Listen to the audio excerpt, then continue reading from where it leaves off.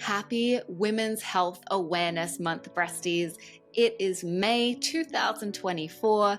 I couldn't think of a better kick up the arse to bring back the Empowered Explant podcast for season 3.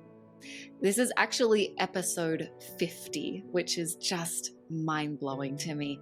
I've been busy, to say the least. My full-time job has been kicking my butt. I'm in a new relationship. I'm launching a new business in the publishing industry, and I'm supporting breasties through their explant journeys. So I'm not going to lie, scheduling time to record and edit podcast episodes has been tough. A lot of work goes into these, but you know what brought me back? You did. Listen to this. Annalise says, "Your podcast and all your resources have been heaven sent these past 4 weeks since my initial consult and getting mentally prepared for the whole ride. I'm so grateful for everything you've shared and put out. It's been more helpful than I can ever express." Trish said, "I came here from the Empowered Explant podcast. Listened to all 49 episodes after crying my eyes out for weeks. Some days being bedbound with my BII. Now I'm in good spirits and excited for my explant and healing journey." Rihanna said, "You must know that your resources and podcast especially was such an important part of my month leading up to surgery. I only wish I could have found you sooner. You accompanied me on every drive to and from work, every bath, every evening walk in my headphones." When I read these messages, I literally cry. Happy tears, because I know that this podcast is helping women and impacting lives. So best believe it's going to continue for as long as I can talk about boobs, breast implant illness, explanting, and healing, which is going to be for a very long time because I've actually got a running list of over 50 episode topics right now, and there will be more.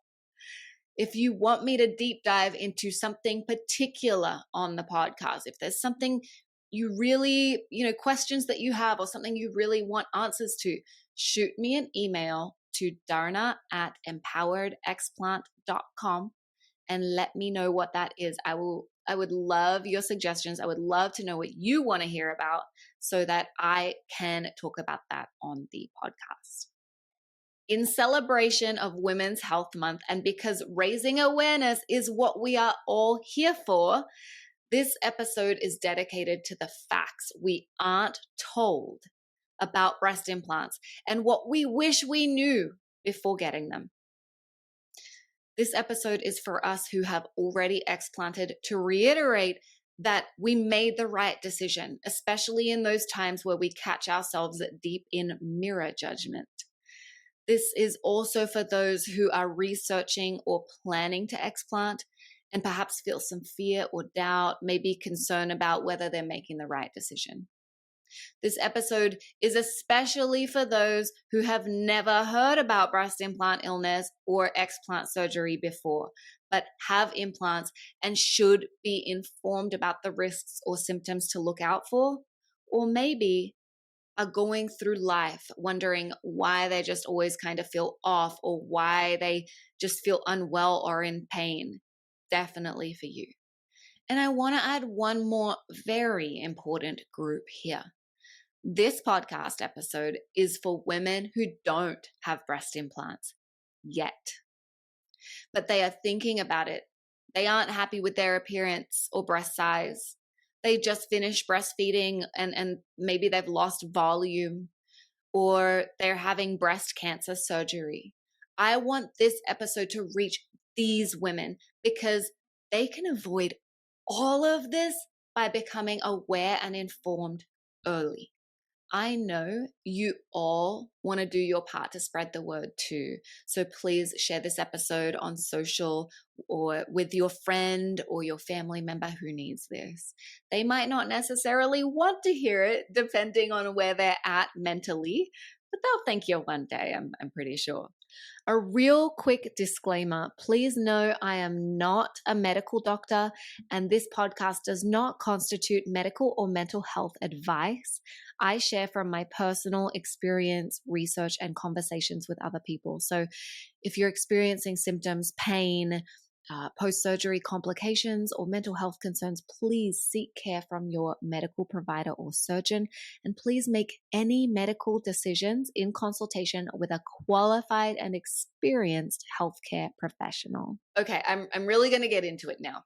Here are some fun and not so fun facts about breast implants. First, some overarching numbers so you know what we're dealing with here. The number of people with breast implants in the United States, around about 3 million. The number of breast augmentations in the United States is sitting at, it was around 311,000 in 2021 and 255,000 in 2022. That's a really cool 18% reduction. We love to see that. The number of implant removals with replacements in 2022 was around 131,000. And the number of implant removals in 2022, so this is explant surgeries completely removed, was sitting at around about 65,000. So 131,000 women took their implants out and put more implants back into their bodies, and 65,000 removed them and explanted. So back in 2019, the FDA released a required boxed warning be placed on the box that the breast implants come in. Okay, so the manufacturers had to put this warning on the box. The problem is, patients don't see the boxes that our implants come in. I mean, I'd love to know if anyone listening to this actually saw the box. So really the only person seeing this is the surgeon, and they aren't necessarily telling us or showing us this, right? Here's what the boxed warning says. Breast implants are not considered lifetime devices. The chances of developing complications increase over time. Some complications will require more surgery. Breast implants have been associated with the development of a cancer of the immune system called breast implant-associated anaplastic large cell lymphoma. This cancer occurs more commonly in patients with textured breast implants than smooth implants, and deaths have occurred from BIA-ALCL, which is the acronym for the cancer, and breast implants have been associated with systemic symptoms. That would be helpful information to know, right? If you saw that on the box of something, you'd be like, this doesn't necessarily sound good for me, but it's still quite broad. It's like the warning on a box of cigarettes, and the smoker goes, okay, I know it's not good for me, but is it really that bad? I mean, what are the chances, right? And then they light up a cigarette. Well, what I'm about to share with you next would have absolutely stopped 23-year-old me from getting breast implants. And I think this is why I'm so passionate about sharing it, because I so deeply wish that I knew this stuff. And so I want you to know this. I want others who don't yet have breast implants to know this. There is now a patient decision checklist that the FDA recommends surgeons provide to patients before getting implants to inform them of the possible risks and complications. Now, I have no idea how many surgeons are actually showing this to women, but like I said, if I had seen this, I would not have gotten implants in. And that was me at 23 years old. Definitely not as wise as I am now, but there is no way that I would have put myself at this level of risk. So I'm pretty sure that many surgeons wouldn't be showing this to women, because I think that this would drastically reduce the number of women getting breast implants. All right, so here are some FDA reported risks and the percentages of women that that are reporting these risks after breast augmentation. So capsular contracture is reported in around 51% of women who have breast augmentation. That's over, if you think about the numbers that I mentioned earlier, and there's an average of 300,000 women putting breast implants in every year in the United States. That means that there's over 150,000 of them will report capsular contracture. That's huge. There's rupture or leaking in around 31%. Need for reoperation in around 59%. Breast pain in around 36%. Asymmetry in around 28%. Infection requiring possible removal of the implant, that's around 9%. And that number seems small, but that's in 300,000 women, that's 27,000 of those. That's a lot. Skin or nipple sensitivity changes or loss, 35%. Now, that last one is really personal to me because I actually lost sensitivity and sensation in my nipples significantly, and I still have numbness at the bottom of my breasts underneath, and it is incredible. I used to have really sensitive nipples, and I mean, maybe that's TMI here, but we talk about all of this very openly. And so I used to have, I loved my nipples. They were an erogenous zone. They were a very important part of my sexuality. And if I had known that I was going to lose the sensitivity that I had, there is no way that I would have done that. And I certainly was not told that around 35% of women have these kinds of issues. That's 105 women out of that 300,000 women putting breast implants in a year. That is a huge number. Okay, so the patient decision checklist also says that there's a risk of cancer. And it says, I understand that breast implants are associated with the development of a type of cancer of the immune system called breast implant-associated anaplastic large cell lymphoma. I understand that this cancer has been reported more frequently for textured breast implants, but that patients with smooth surfaced implants have also been diagnosed. I understand that patients with breast implants have a risk of developing BIA-ALCL within the scar tissue and fluid surrounding the breast implant. I understand that BIA-ALCL typically takes several years to develop after implantation, but cases have been reported as early as within 1 year. Typical symptoms to be aware of include swelling, breast tightness, pain, lumps, or swelling of the breast months or years after I receive my implants. That is terrifying as somebody who developed really bad breast pain and also lumps and had to have mammograms after my explant and all of those things. It was really scary to learn that this exists and to actually read this, because I feel like we're all made to feel like, oh, this is just so rare. It doesn't actually happen. This is just a thing that, like, but there are people that have died from this, right? So I don't want to take that risk. My life is precious. This patient decision checklist also talks about systemic symptoms. The FDA actually acknowledges this. It says, I understand that some patients who have received breast implants have reported a variety of systemic symptoms, including joint pain, fatigue, rash, memory loss, and brain fog, that some patients have called breast implant illness. I also understand that some patients with breast implants have reported health problems in their children after birth or breastfeeding. So not only are we putting our own lives at risk and our own health at risk, now we're putting our children at risk. Oh, okay, yeah, let me get breast implants. Sure, I'll sign up for that. No effing way. No effing way.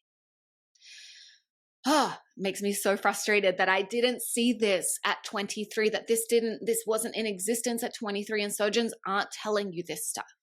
But even this from the FDA is kind of vague on the systemic symptoms, right?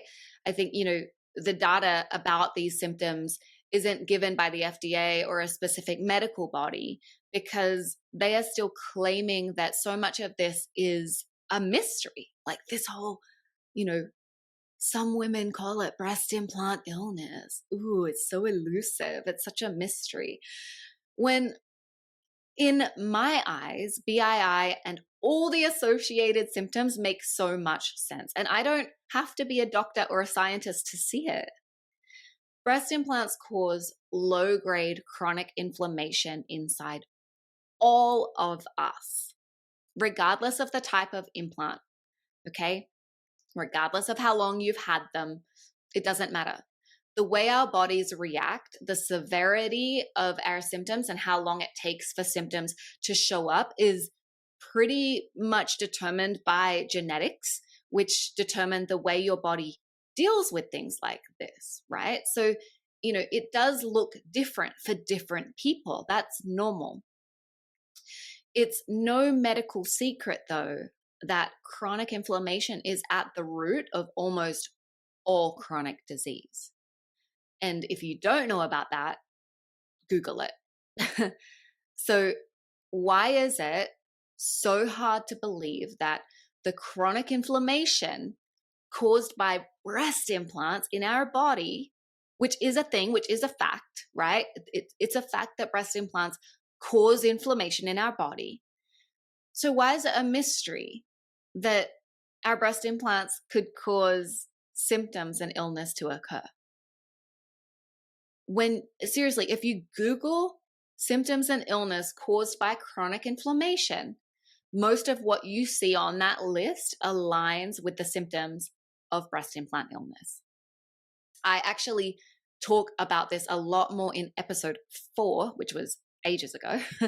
What is breast implant illness? And also, there's another episode, signs you might have BII, which is a great one. I'll link both of those in the show notes for you if you want to go back. So, if you are going down a research rabbit hole right now and putting together all the pieces that confirm you aren't crazy or just getting old or destined to a life of feeling exhausted and miserable, then go and listen to those episodes next, because they can really help clear up some of this mystery for you.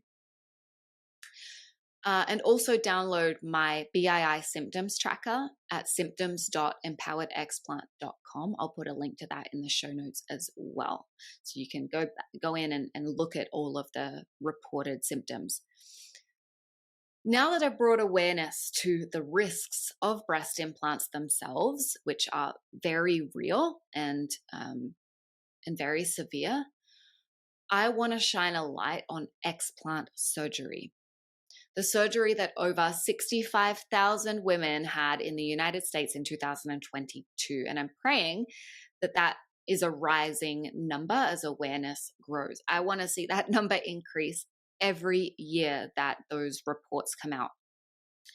I talk a lot about explant surgery on this podcast, and I couldn't possibly share everything that you need to know in one episode, but I will share this. It is life-changing.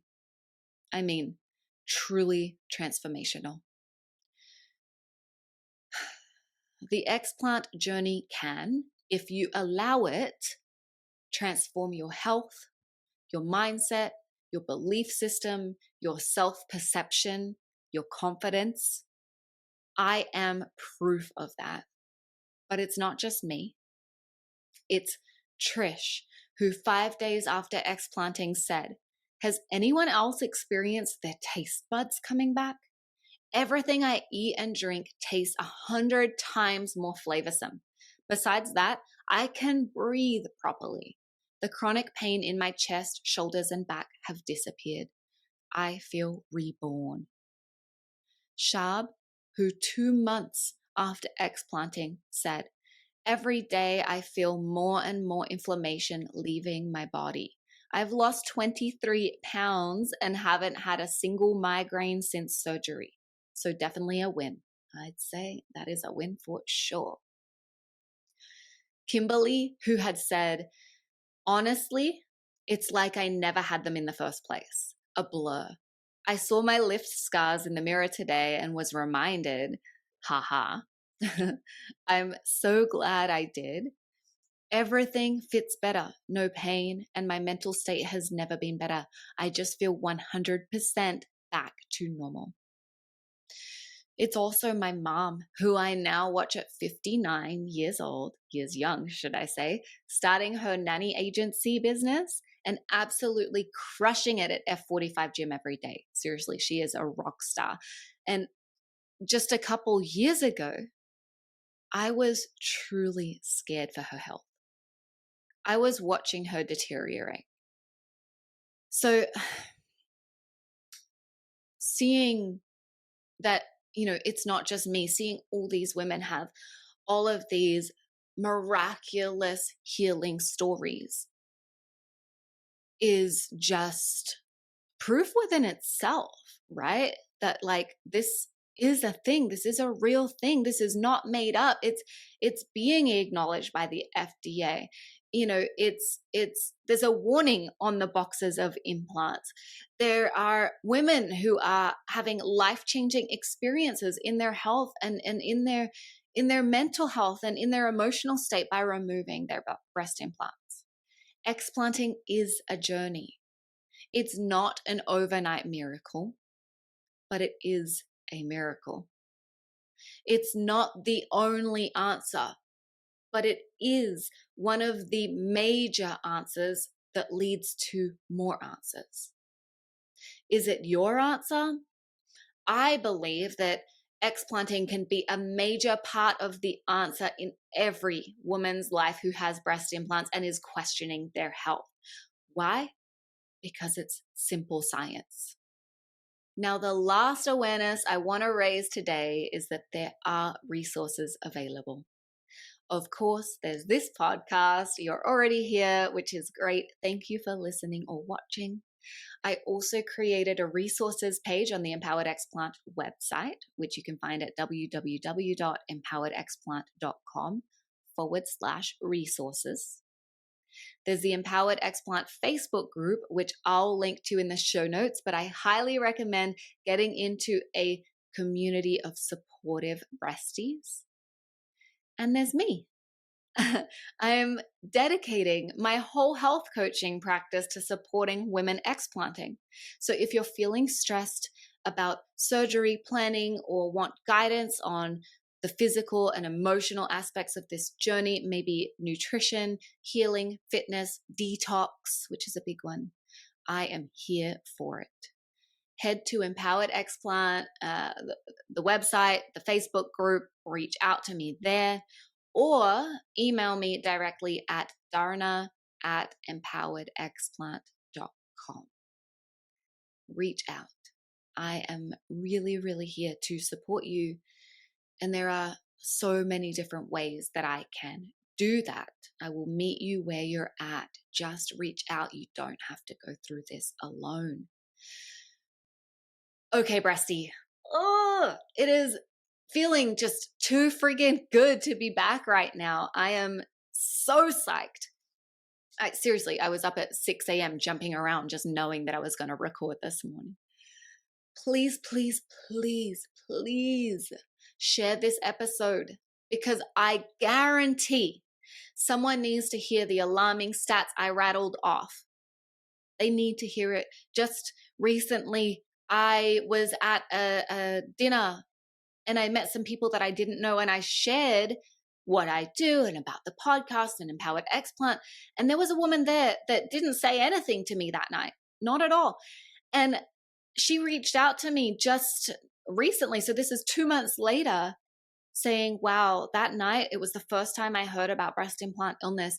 And now I'm starting to research, and I guarantee you that like I have these symptoms. I think that this is what I have. I mean, there are so many women. Like I said, there are like 3 million women walking around in the United States with breast implants. They have to hear this. And I don't want to scare women out of getting implants, but I also kind of do. I mean, out of love, right? It's your body, it's your choice, and I respect it. I respect it without judgment. I would never judge a woman for getting them. I have been there, sister. I did it. No judgment. I just pray that we can all get informed and make healthier decisions for ourselves. That's it. That's my hope, right? Get informed. Know what you're up against. Know what you're putting in your body. Know what the risks are. That's what this episode is all about. So share it, listen to it, take notes. And then, if you're like me and you've already explanted, keep this in mind every time you have that little seed of doubt in yourself. Every time you look in the mirror, like I mentioned earlier, and you have that mirror judgment moment, and you're like, I don't know, I kind of miss them. And then I'm like, nah, nah, I don't miss all those symptoms that I used to feel. I don't miss the pain that I had in my breast. I don't miss my joint pain and the fact that I could barely string together sentences and that I felt like a little old lady at 30. Like, I don't miss none of that. So, yeah, I'm just really excited to be sharing this message, and I'm excited to be back, and I love you all. Come back next week because I have personal updates that I'm super excited to share with you.